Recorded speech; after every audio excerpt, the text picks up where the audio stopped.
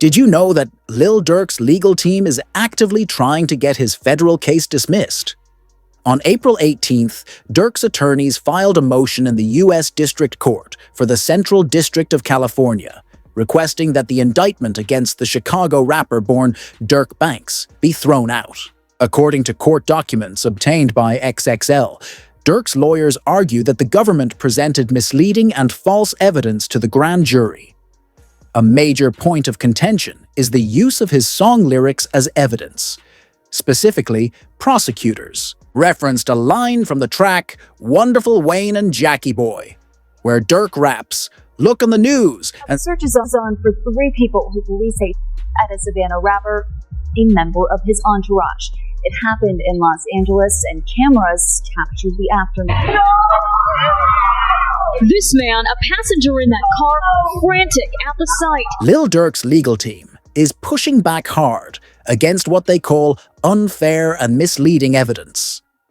In their recent filing, Durk's attorneys stated, "In arguing for Mr. Banks's detention, the government has attempted to hold him accountable for video clips edited, produced, and posted by YouTubers and Instagram users, individuals with whom Mr. Banks has no affiliation." They also challenged the accuracy of paragraph 6 in the superseding indictment during the initial detention hearing. That paragraph references lyrics from a track by recording artist Babyface Ray, which features Durk.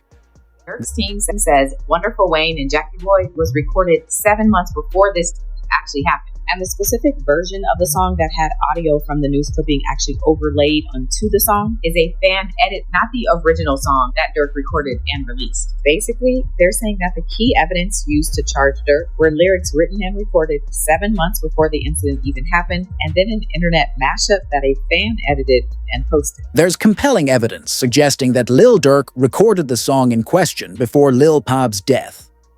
According to sources close to the case, the original project file, created in professional recording software, includes a timestamp clearly showing the date the track was recorded, supporting Durk's claim of no connection to the incident. Despite this, prosecutors have continued to lean heavily on content created by YouTubers and streamers to support their arguments against the rapper. One viral example often cited is a clip from DJ Academic's live stream, where he suggests that Durk essentially snitched on 2020 Bon. 2021 his brother dies. 2022 the niggas who his brother, they get clapped. And to Bon, at least a cousin of theirs get clapped. 2023 he drops an album, I'm almost healed. You think about that, Chad? It's like poetic. 2020 Bon. 2021 his brother. 2022, get back for both those situations. 2023, I'm almost. As if things couldn't get worse for Lil Durk, prosecutors may have taken the most damaging step yet. In a major federal operation, Big U, Brick Baby, Loose Cannon, and several others were reportedly arrested in a sweeping takedown targeting members of the Rolling 60s. Not long after, rumors began to circulate, allegedly from legal sources, that Brick Baby, now in custody, might cooperate with federal authorities and provide information on rapper Lil Durk. The timing of the arrests has raised serious questions. Some attorneys believe the feds could be leveraging Brick Baby to turn over evidence, especially considering that Durk had already been under investigation for a murder-for-hire case linked back to him. This alleged connection once again stems from YouTubers and streamers who resurfaced old content, including a live stream from 3 years ago where Brick Baby publicly stated, "You can't say Durk never slid for..." Was this an attempted hit? Well, you can't say that. Then they put you. What? Like, who died? You can't say that. Oh, because of FBG Cash? Oh, who? Federal charges in California. Nah, because Lil Pop. So this is about the... Oh! What's that? But I'm just saying, they just say you can't say that no more. But it doesn't stop there. Brick Baby made another explosive statement that's now coming under heavy scrutiny. In the track, Wonderful Wayne and Jackie Boy, Lil Durk raps, Told me they got an addy, go. Got the location, go. Prosecutors have allegedly linked this lyric back to Brick Baby, and the connection gets deeper. In a separate interview, Then it's people like, you lined up somebody from your hood. Like, listen, I didn't. But at the end of the day, what's wrong with giving my friend the address? Oh, this is my boy. He lost his boy. Who did it could be around. 9 times out of 10, he had to ask me, I probably would have been. If he even asked anybody, if this is even true. But 9 times out of 10, like I said, can I leak it more? Sure. I said if he make the call right now, I'd accept it. Right. with Brick Baby now reportedly in federal custody and Lil Durk's legal team mounting a strong defense. Many believe the feds could pressure Brick Baby to flip on Durk as their case struggles to hold weight. But behind the scenes, Durk's attorneys were already preparing alternate strategies to secure his release, and a major opportunity just landed in their lap. According to emerging reports, Lil Durk was allegedly attacked earlier this morning, inside his cell block at LA County Jail. While his current condition hasn't been made public, his legal team is expected to leverage this incident to argue that the jail has failed to ensure his safety, a constitutional obligation. They may push for his transfer or even release, citing negligence in protecting an inmate at high risk. But here's where things get even more suspicious. On the very same day Durk was attacked, both Quando Rondo and Lil Tim gave separate interviews. Yet both delivered nearly identical messages. Even stranger, those interviews were released at the exact same time. To some, it's just a coincidence, but to others, I was just protecting my little brother. When you did finally find out that it was King Von, how'd you feel?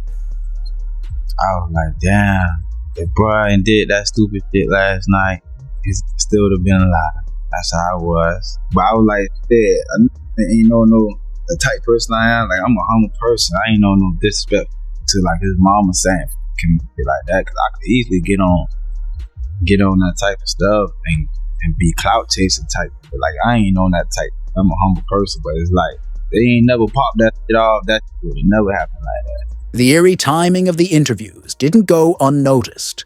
Both Quando Rondo and Lil Tim, speaking separately, echoed nearly identical sentiments, almost like they whoever on my side, they got kids and a mama that 100% know them.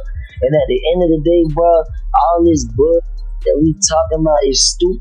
That could have been handled a totally different way. It could have been handled to the point where a song and $3-4 million could have came out or whatever. Like, they could have got handled in a legit way, in a music way. What makes things even more suspicious is that both Quando Rondo and Lil Tim recorded their interviews separately, yet had them strategically released on the same exact day Lil Durk was attacked in jail. To many, it looked like a calculated move. A potential alibi in case the situation escalated and drew heat from federal investigators. But unfortunately for Durk, the danger isn't just coming from outside. Reports now suggest he may be getting targeted from within his own circle. A major update in the case reveals that federal prosecutors are processing over 230 gigabytes of digital evidence, which includes audio and video recordings, surveillance footage, and a staggering 20,000 pages of documents. Much of this evidence allegedly comes from a known F member named Jam, who is believed to have cooperated with authorities. According to the feds, Lil Durk is suspected of paying to have two individuals dealt with: Stefan Mack, who allegedly had ties to the death of Durk's brother. I ain't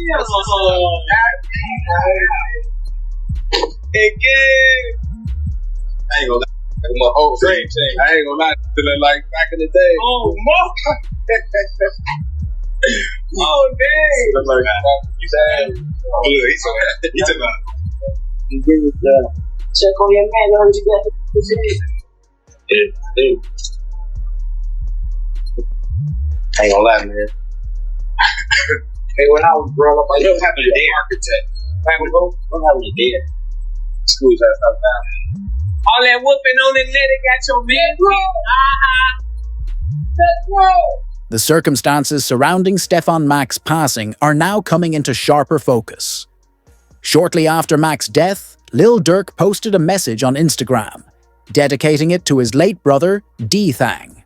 What raised suspicion, however, was the timing. The post appeared. What? Keep on post. Hey, somebody else said slap car. Somebody else said slap car. Allegedly, Jam is now providing crucial evidence related to both Stefan Mack's and D-Thang's passings. What's raising even more suspicion is the fact that Lil Durk reportedly gifted $50,000 to Jam during an Instagram live session at... Steady crying, huh? He's steady crying. Feed him. See that? Feed him. Baby. That's really how y'all hold y'all babies. I gotta hold my money like this. It's too much. Crazy though.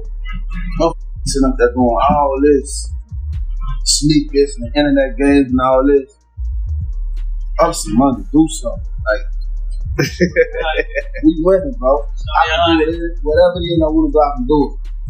Do what I want, do what I want. Y'all can do that, bro. Bro got out what? You know that Haven't you did all? The years I did it now? Yeah. It's your let it be. 12. Sweet. That boy popped out 12 years. Yeah.